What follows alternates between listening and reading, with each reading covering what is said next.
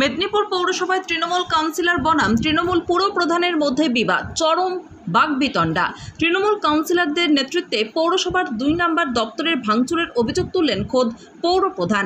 নজিরবিহীন ঘটনা মেদিনীপুর পৌরসভায়। এলাকায় নাকি দীর্ঘদিন ধরে আসছে নোংরা জল। সমস্যা মেটাতে এসে চেয়ারম্যানের সাথে চরম বাকবিতণ্ডায় জড়ালেন তৃণমূল কাউন্সিলর।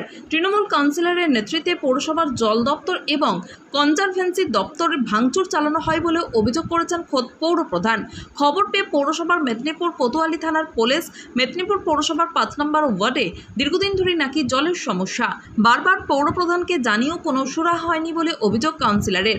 ওয়ার্ড কাউন্সিলর মৌ রায় মঙ্গলবার সকালে সদল বলে আসে পৌরসভায়। এরপর বেলা বাড়তেই পৌর প্রধান পৌরসভায় এলেই তার সঙ্গে বাকবিতণ্ডায় জড়ান মৌ রায়। পৌর প্রধান সৌমেন খানের অভিযোগ, তার অফিসে আসার আগেই ভাঙচুর করা হয় জল দপ্তর এবং কনজারভেন্সি দপ্তরে। যতক্ষণ না এলাকায় জলের সমস্যা মিটছে ততক্ষণ জল দপ্তরে ধর্ণা দেবেন বলে দাবি কাউন্সিলরের। ইতিমধ্যেই ঘটনাস্থলে মেদিনীপুর কোতোয়ালি থানার পুলিশ। শাসক দলের ২ পৌর প্রতিনিধির মধ্যে এমন ঘটনা নজিরবিহীন বলেই দাবি বিভিন্ন মহলের।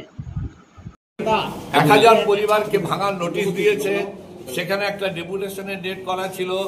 আমরা সবাই সেখানে গেছি যাতে না ভাঙে। তো আমরা মাঝখানে শুনলাম যে আমাদের কনজারভেন্সি দপ্তর জল দপ্তরে ভাঙচুর করে দিয়েছে আমাদের কিছু কাউন্সিলরের নেতৃত্বে। তো আমরা কেন ভাঙচুর, কারা করলো, কি জন্য করলো, আমার সেটা জানা নেই। ভাঙচুর আমরা কেউ করিনি। আমার এলাকায় 10 দিন আগে থেকে নরক জলটা আসছে। আমি সিআইসি এবং আমাদের যে ইঞ্জিনিয়ার আছে জল দপ্তরে, তাকে আমি 10 দিন আগে থেকে বলে যাচ্ছি যে এটা যদি খেয়ে, এর আগে আপনারা জানেন 22-এ হয়েছে, আমি এই দায়বদ্ধতা নেব না। এবং চেয়ারম্যানকে আজকে আমি আমার এলাকার সমস্ত মানুষরা এবং সব ভদ্রলোকরা এসেছিলেন, আমরা এসে দেখেছি ওটা ভাঙা। আমরা কেউ ভাঙিনি, এই তো এলাকার মানুষরা আছে, আমরা কেউ ভাঙিনি। ভাঙবো কেন? এলাকায় আমরা চেয়ার টেবিল ভাঙতে যাবো কেন? আমরা ভদ্রভাবে বেড়াউকে বলেছি জলটা আসবে না কেন। এবং খুব দুঃখের সঙ্গে জানাচ্ছি যে একটা সার্বিক প্রবলেমে চেয়ারম্যান একটা বাড়িতে একটা লোক পাঠিয়ে দিল।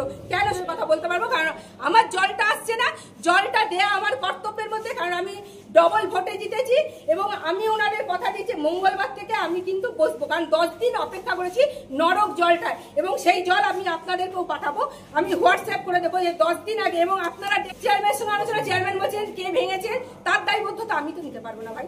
কে ভাঙবে চুড়বে আমার এলাকার মানুষ। আমি ভাঙিনি, যদি উনি দেখিয়ে দেন আমি ভেঙেছি কোনো জিনিস, আমি অ্যারেস্ট হয়ে বসতাম।